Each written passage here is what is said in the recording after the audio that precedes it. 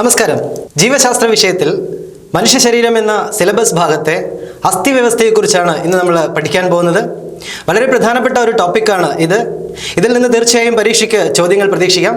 അതിനാൽ ഈ ക്ലാസ് പൂർണ്ണമായും കാണാൻ ശ്രമിക്കുക. ഞാൻ ഷൈജിൻ. ഏവർക്കും ആസ്ഥ അക്കാദമിയുടെ യൂട്യൂബ് ചാനലിലേക്ക് സ്വാഗതം.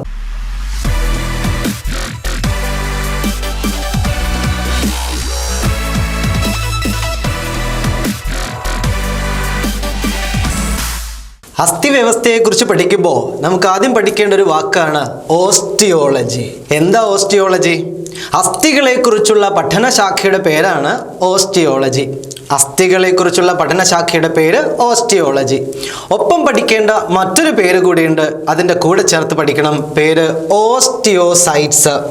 ഓസ്റ്റിയോസൈറ്റ്സ് അസ്ഥികൾ നിർമ്മിച്ചിരിക്കുന്ന കോശങ്ങളാണ് ഓസ്റ്റിയോസൈറ്റ്സ് എന്നറിയപ്പെടുന്നത്. ഇപ്പൊ ചോദ്യം വരാം, അസ്ഥികൾ നിർമ്മിച്ചിരിക്കുന്ന കോശങ്ങൾ ഏത് എന്ന ചോദ്യത്തിന് ഉത്തരം ഓസ്റ്റിയോസൈറ്റ്സ് എന്നറിയപ്പെടുന്നു.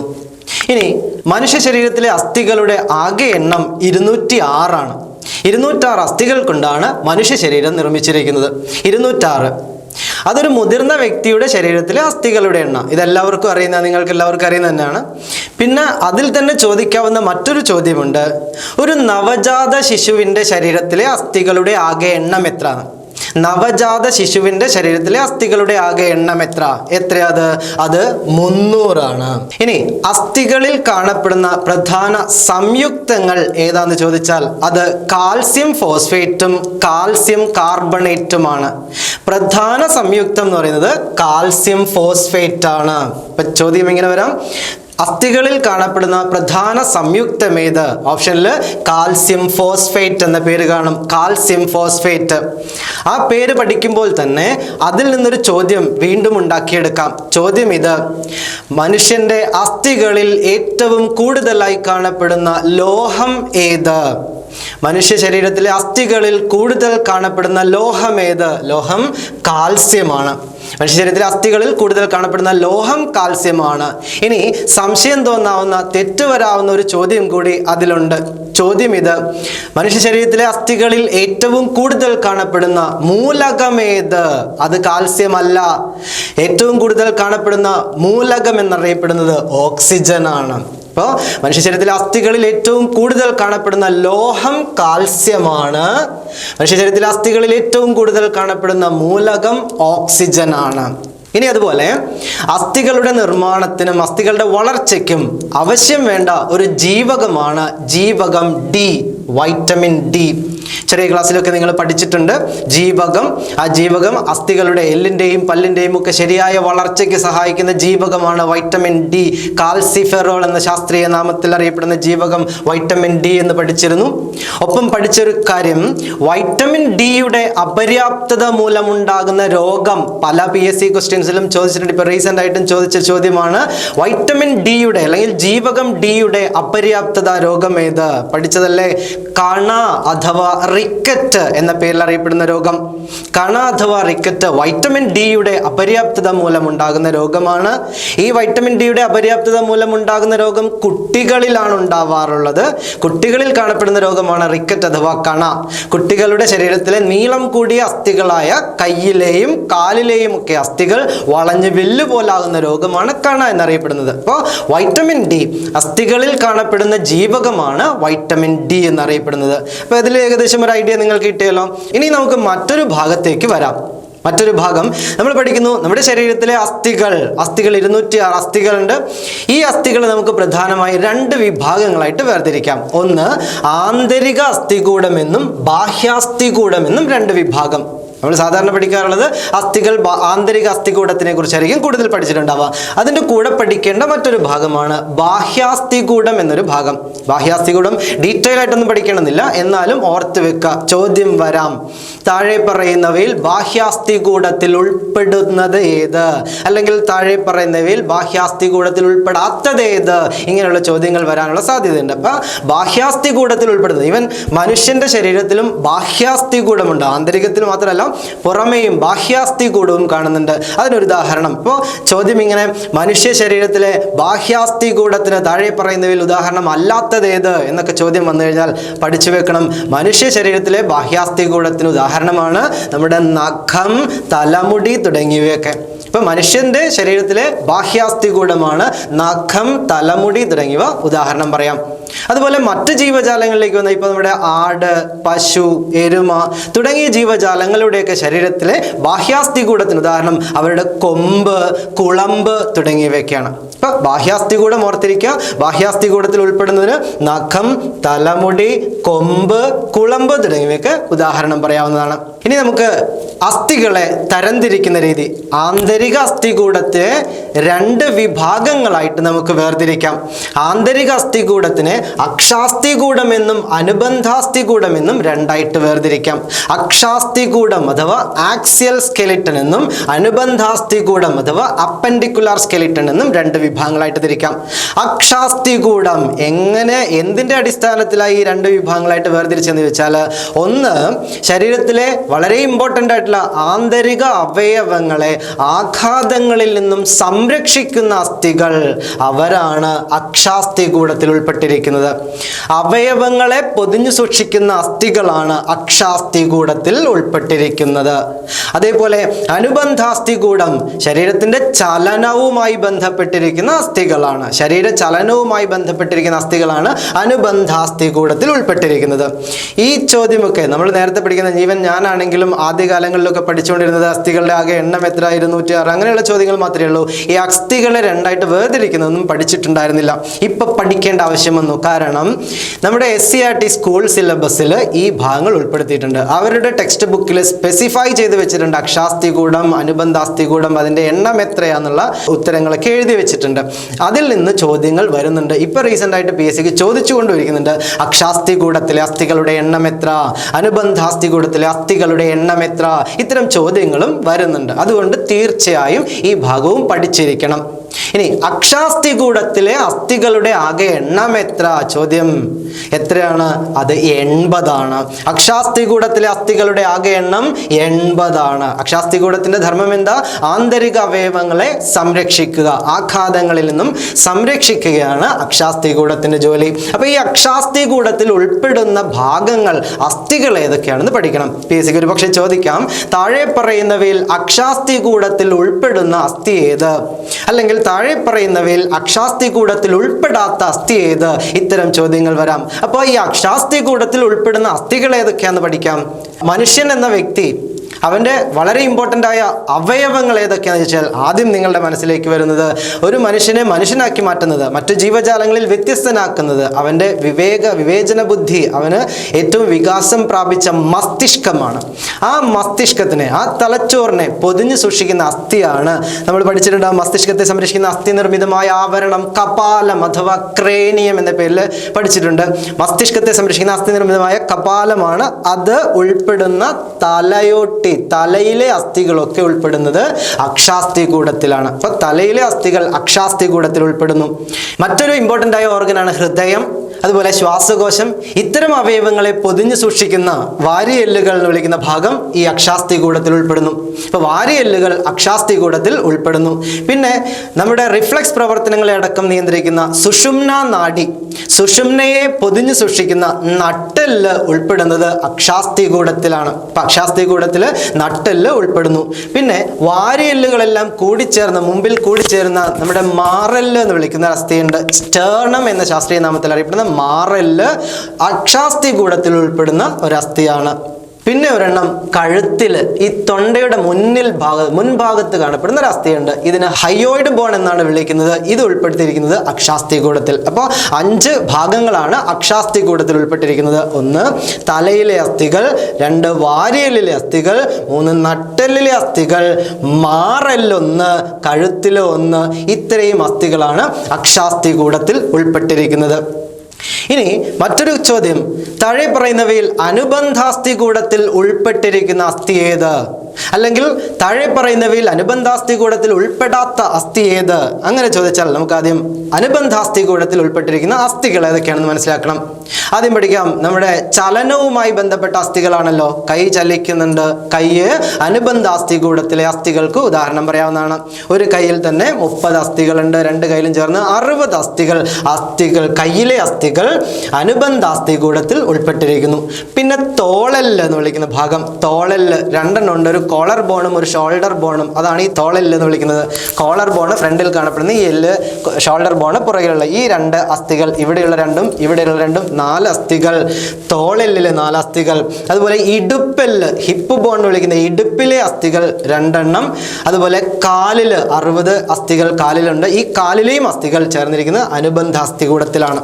അപ്പോൾ കയ്യിലെ അസ്ഥികൾ, തോളെല്ല്, ഇടുപ്പെല്ല്, കാലിലെ അസ്ഥികൾ തുടങ്ങിയവ ഉൾപ്പെടുന്നത് അനുബന്ധാസ്ഥികൂടത്തിൽ. അക്ഷാസ്ഥികൂടവും അനുബന്ധാസ്ഥികൂടവും ഓർത്തിരിക്കുക. അതിൽ നിന്നൊരു ചോദ്യം വരാനുള്ള സാധ്യതയുണ്ട്. അക്ഷാസ്ഥികൂടത്തിലെ അസ്ഥികളുടെ ആകെ എണ്ണം എത്രയാ? 80. അക്ഷാസ്ഥികൂടത്തിൽ 80 ആണെങ്കിൽ അനുബന്ധാസ്ഥികൂടത്തിലെ അസ്ഥികളുടെ എണ്ണം 126. 80ഉം 126ഉം ചേർന്ന് 206 അസ്ഥികളാണ്. മനുഷ്യ ശരീരത്തിലെ അസ്ഥികളുടെ ആകെ എണ്ണം 206. ഇനി സാധാരണ PSC ചോദിച്ചിട്ടുണ്ട്, ഇനിയും ചോദിക്കാവുന്ന ഒരു ചോദ്യം, മനുഷ്യ ശരീരത്തിലെ ഏറ്റവും വലിയ അസ്ഥി ഏത്? മനുഷ്യ ശരീരത്തിലെ ഏറ്റവും വലിയ അസ്ഥി ഫീമർ എന്നായിരിക്കും ഓപ്ഷനിൽ ഉണ്ടാവുക. തുടയെല്ല് നേരത്തെ കാണിച്ചിരുന്നു. ഇനി ചോദിച്ചാൽ മിക്കവാറും ഫീമർ എന്നായിരിക്കും ഓപ്ഷനിൽ ഉണ്ടാവുക. ആരാ ഫീമർ? മനുഷ്യ ശരീരത്തിലെ ഏറ്റവും വലിയ അസ്ഥിയായ തുടയെല്ലിന്റെ ശാസ്ത്രീയ നാമമാണ് ഫീമർ എന്നറിയപ്പെടുന്നത്. ഇപ്പൊ മനുഷ്യ ശരീരത്തിലെ ഏറ്റവും വലിയ അസ്ഥി ഫീമർ ആണ്. അതിൽ തന്നെ സംശയിക്കാൻ വേണ്ടി ഒരു ചോദ്യം മാറ്റി ചോദിക്കാം. മനുഷ്യ ശരീരത്തിലെ ഏറ്റവും നീളം കൂടിയ അസ്ഥി ഏത്? നീളം കൂടിയ അസ്ഥി അതും ഫീമർ തന്നെയാണ്. ഏകദേശം 45 സെന്റിമീറ്ററോളം നീളമുള്ള ഫീമർ എന്ന തുടയെല്ല് തന്നെയാണ് ഏറ്റവും നീളം കൂടിയതും ഏറ്റവും വലുതുമായ അസ്ഥി. തെറ്റിപ്പോകാതെ പഠിച്ചോളാം. ഏറ്റവും വലിയ അസ്ഥി ഫീമർ ആണ്. അവിടെ ഒരു ചോദ്യം രണ്ടാമത് മാറി വന്നു. മനുഷ്യ ശരീരത്തിലെ ഏറ്റവും ചെറിയ അസ്ഥി ഏത്? ആ ചെറിയ അസ്ഥി ചെവിയിലെ അസ്ഥിയാണ്. മനുഷ്യ ശരീരത്തിലെ ഏറ്റവും ചെറിയ അസ്ഥി എന്നറിയപ്പെടുന്നത് ചെവിയിലെ അസ്ഥിയാണ്. ചെവിയിൽ ഒരു അസ്ഥി അല്ല ഉള്ളത്. നിങ്ങൾ പഠിച്ചിട്ടുണ്ടാവുമല്ലോ, ചെവിയിലുള്ള 3 അസ്ഥികൾ മാലിയസ്, ഇൻകസ്, സ്റ്റേപ്പീസ് എന്നിങ്ങനെ 3 അസ്ഥികളാണ് ചെവിയിൽ കാണപ്പെടുന്നത്. മാലിയസ്, ഇൻകസ്, സ്റ്റേപ്പീസ് എന്നിങ്ങനെ 3 അസ്ഥികളുണ്ട്.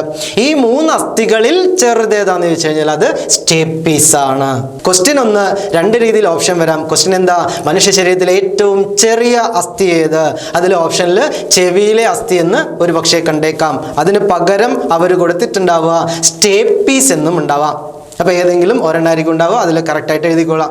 മനുഷ്യ ശരീരത്തിലെ ഏറ്റവും ചെറിയ അസ്ഥി എന്നറിയപ്പെടുന്നത് ചെവിയിലെ അസ്ഥിയാണ്. ആ ചെവിയിലെ അസ്ഥിയിലെ ഏറ്റവും ചെറിയ അസ്ഥി എന്ന് പറയുന്നത് സ്റ്റേപ്പീസ് ആണ്. ചെവിയിൽ 3 അസ്ഥികളുണ്ട്: മാലിയസ്, ഇൻകസ്, സ്റ്റേപ്പീസ്. മറ്റൊന്നു കൂടിയുണ്ട്. ഈ 3 അസ്ഥിയുടെയും ആകൃതി പലപ്പോഴായിട്ട് PSC ചോദിച്ചിട്ടുണ്ട്. പ്രത്യേകിച്ച് സ്റ്റേപ്പീസ് എന്ന ഏറ്റവും ചെറിയ അസ്ഥി, സ്റ്റേപ്പീസ്, ഇൻകസ്, മാലിയസ് 3ന്റെയും ആകൃതി പഠിക്കണം. മാലിയസിന്റെ ആകൃതി ഒരു പക്ഷെ നിങ്ങൾ കേട്ടിട്ടുണ്ടാവും. മാലിയസിന്റെ ആകൃതി എന്താണ്?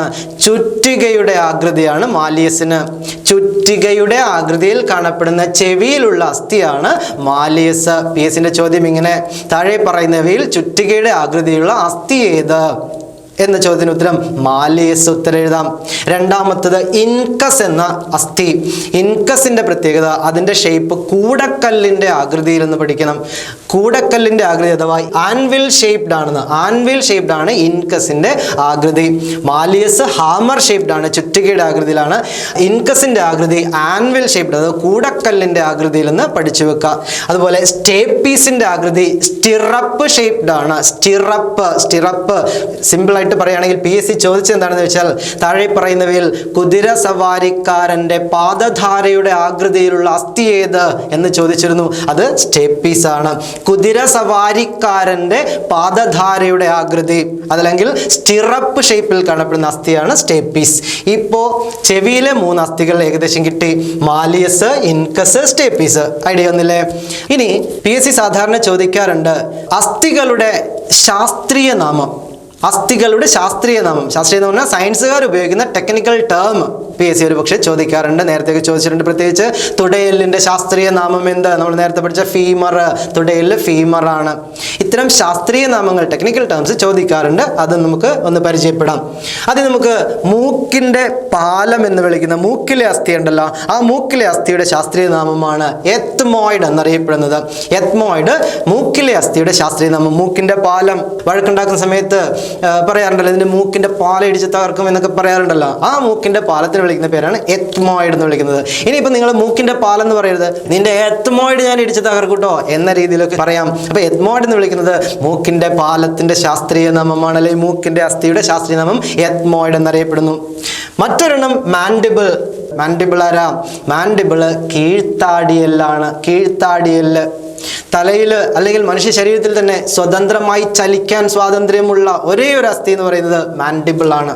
ശരീരത്തിൽ തന്നെ സ്വതന്ത്രമായി ചലിക്കാൻ കഴിവുള്ള ഒരേ ഒരു അസ്ഥി എന്ന് പറയുന്നത് മാൻഡിബിൾ ആണ്. മാൻഡിബിൾ കീഴ്ത്താടിയെല്ലിന്റെ ശാസ്ത്രീയ നാമമാണ്. അപ്പൊ താഴെ പറയുന്നവയിൽ കീഴ്ത്താടിയെല്ലിന്റെ ശാസ്ത്രീയ നാമം ഏത് എന്ന് ചോദിച്ചാൽ എഴുതിക്കൊള്ളുക, അത് മാൻഡിബിൾ ആണ്. കീഴ്ത്താടിയെല്ലിന്റെ ശാസ്ത്രീയ നാമം മാൻഡിബിൾ.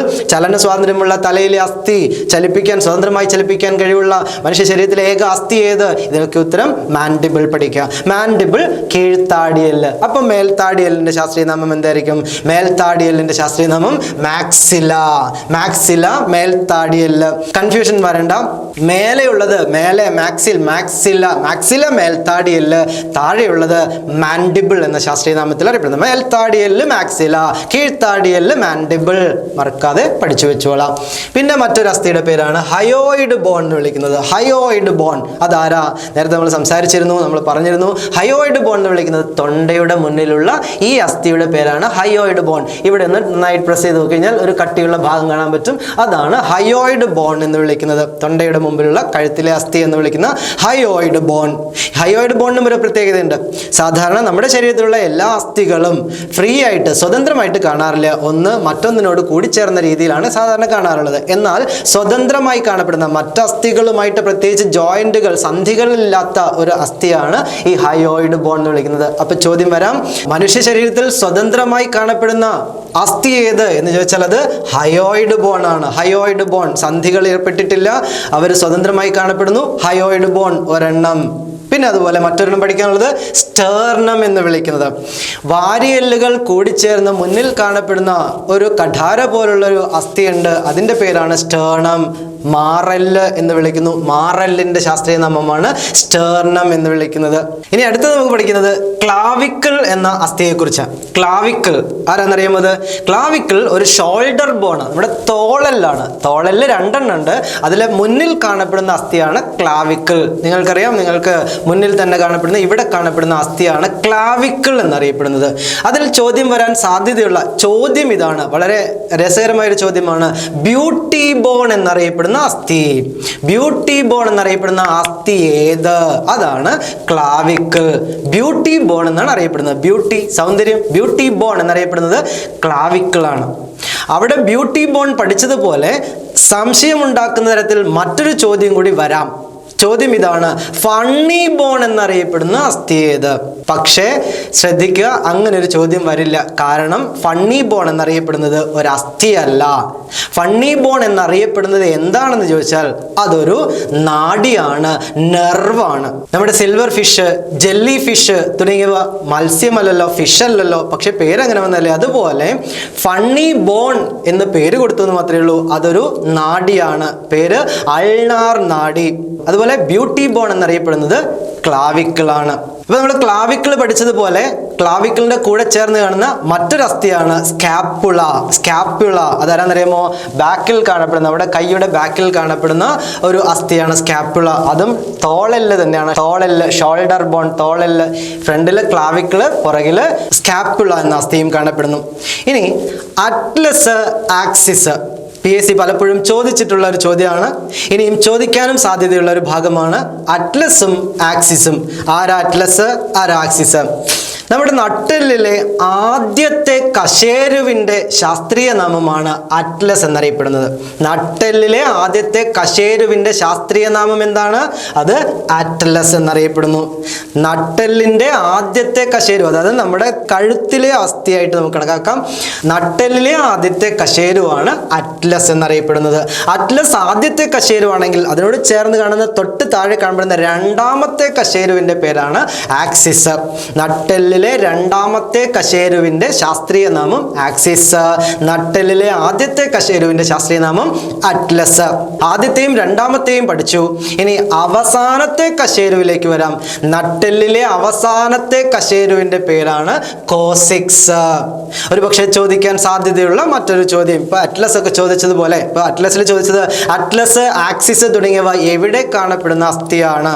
ഉത്തരം അറിയാലോ, നട്ടെല്ലിലെ ആദ്യത്തെ കശേരുവാണ് അറ്റ്ലസ്, ആക്സിസ്. അതുപോലെ കോസിക്സിന് ചോദിക്കുന്നത് നട്ടെല്ലിലെ അവസാനത്തെ കശേരുവിൻ്റെ ശാസ്ത്രീയ നാമം കോസിക്സ് എന്നറിയപ്പെടുന്നു. കോസിക്സ്. ഇനി നമുക്ക് ഹ്യൂമറസ് എന്ന വാക്ക് കേൾക്കാം. ഹ്യൂമറസ് അതെവിടെയാണെന്നറിയാമോ? ഹ്യൂമറസ് എന്നറിയപ്പെടുന്നത് നമ്മുടെ ഭുജാസ്ഥിയുടെ ശാസ്ത്രീയ നാമമാണ്. ഭുജാസ്ഥി, കൈമുട്ടിന് മുകളിലുള്ള ഈ അസ്ഥിക്ക് വിളിക്കുന്ന പേരാണ് ഹ്യൂമറസ് എന്നറിയപ്പെടുന്നത്. ഇനി ഹ്യൂമറസിന്റെ താഴെയായിട്ട് കാണപ്പെടുന്ന, കൈമുട്ടിന് താഴെ കാണപ്പെടുന്ന രണ്ട് അസ്ഥികളുണ്ട്. അത് റേഡിയസ്, അൾന തുടങ്ങിയവയാണ്. ചോദിക്കാവുന്നതാണ്. കൈമുട്ടിന് താഴെ കാണപ്പെടുന്ന രണ്ട് അസ്ഥികൾ ഏതൊക്കെയാണത്?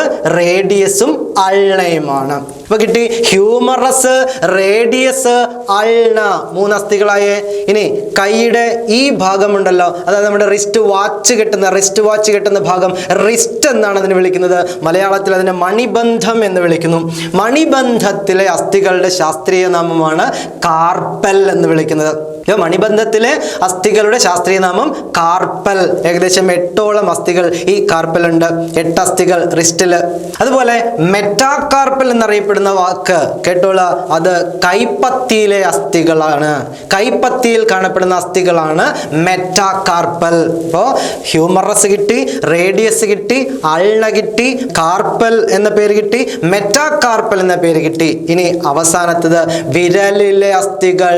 വിരലിലെ അസ്ഥികളുടെ ശാസ്ത്രീയ നാമമാണ് ഫലാഞ്ചസ് എന്നറിയപ്പെടുന്നത്. വിരലിലെ അസ്ഥികളുടെ ശാസ്ത്രീയ നാമം ഫലാഞ്ചസ് എന്നറിയപ്പെടുന്നു.